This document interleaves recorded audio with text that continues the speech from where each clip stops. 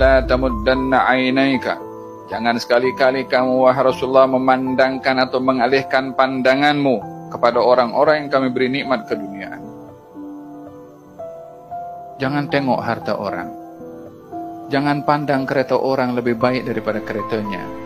Sehingga kita melihat rezeki yang Allah bagi kepada kita seakan-akan tak cukup bagi kita dengan kita membandingkan orang lain punya.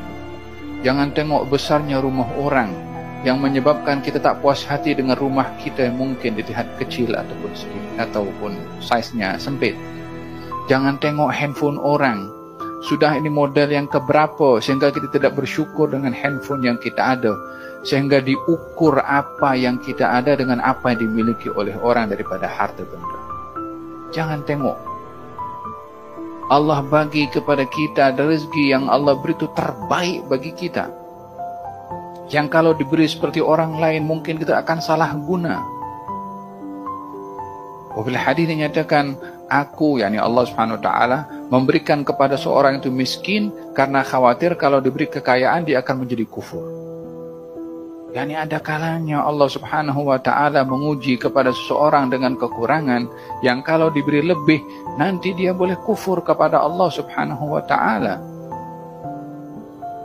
Idzan dalam hal ini izhad fid dunya, hiduplah kamu zuhud di dunia. Macam mana hidup zuhud di dunia? Apa yang Allah kasih, alhamdulillah. Orang itu akan menjadi raja untuk dirinya sendiri tanpa tunduk di hadapan sesiapapun juga kalau dia merasa cukup dengan apa yang dia ada. Orang itu akan menjadi mulia, syarif, menjadi orang yang terangkat maruahnya karena prinsipnya tidak mahu menadahkan tangan kepada orang. Tidak ada dalam hati ini kecenderungan ingin mendapatkan hadiah dan pemberian serta ihsan daripada orang.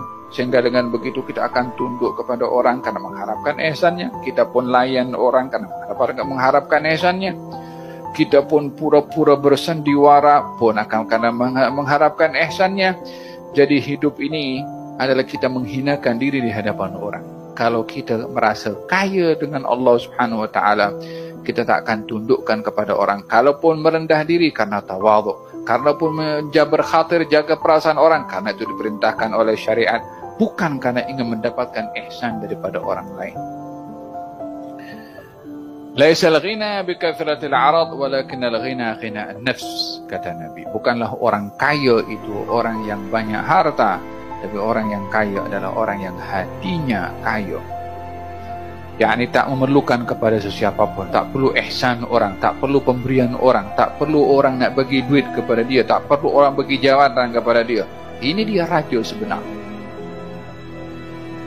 Dia milik dirinya sendiri.